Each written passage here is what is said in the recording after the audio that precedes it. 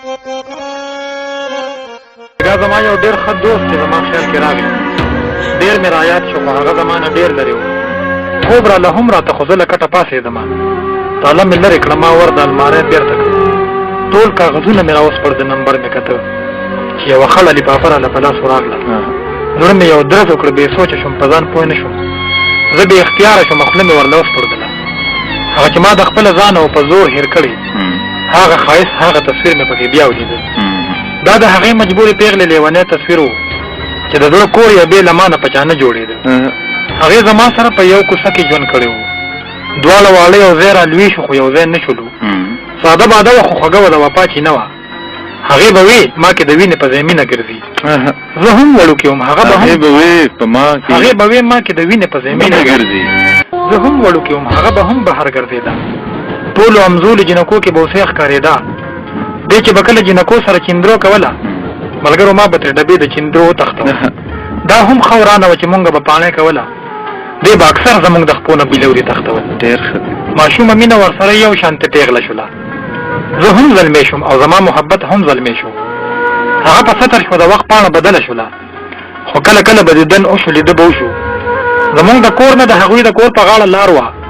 زما د تلو راتلو وختونه ورته ښه معلوم وو. ما ته اکثر به یې د خپلې دروازې نه کتل، چې څوک به نه و نو خبرې به یې هم کولې. د پیدایش نفس یې نوم ورله غوټه ایښی و، دومره ښایسته وه چې هر چا به په سپوږمۍ بلله. زما د زړه د لیونتوب نه مې مور هم خبر وه. ما ته به یې وې خدای دې نوکر کړه چې د کور آباد کړه.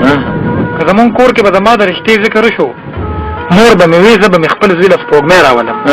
خو د سپوږمۍ مشري رور کلي کې مړې وکړ، روغه کېدله، خو سفره کې یې سپوږمۍ غوښتله چې دا غوښتنه څنګه زما په زړه کې نه ځایېده. داسې سپوږمۍ هم برداشت ونه کړه، انکار یې وکړ. هغې وې دا کومه پښتو ده او دا کوم اسلام دی چې یوه لور دې په ډولۍ کې د دشمن ګرځي، مړې به رور وکړې، اور ته به بیا خور غورځوي. هغې وې دا دستور غلط دی، دا رواج ختم کړی. خو مور او پلار یې ورته ډېر په دلاسه وویل، ستا په شان ډېرو ډېرو خویندو قربانۍ کړي دي، که ته انکار کوې نو ستا خوښه، خو سوچ پې وکړه، ستا په اقرار دې د مرګي د خولې نه اور راوځي. د سپوږمۍ سترګو کې د اوښکو سیلاب نه وچېده. هغه په یو دوه کې حیرانه وه، هېڅ چل نه ورته. یو خوا د مینې مقدسه او رښتونې جذبه، بل خوا یې مخې ته یو شال شبړ دستور ولاړ و. نه یې زما د محبت لقې د ځان ایستی شو، نه یې په خوله د دې رواج نه بغاوت کوی شو. د دې تصویر سره یو خط و بیا مې ولوستلو، ما چې لسته هرې جملې ته مې بیا وجړل. د دې تصویر په لیدو بیا تېر شوی وخت ته لاړم، بیا مې په هر زخم د مالګې باران ورېده. د دې تصویر سره یو خط و بیا مې ولوستلو، ما چې لسته هرې جملې ته مې بیا وجړل. سپوږمۍ زما سره یوه کوڅه کې لویه شوله، خو دا یې ما ته ړومبني او اخري خط و. په دغه خط کې د سلام د ګلدستې نه وروستو، په دغه خط کې د سلام د ګلدستې نه وروستو هره جمله، هره خبره د سلګو ډکه وه.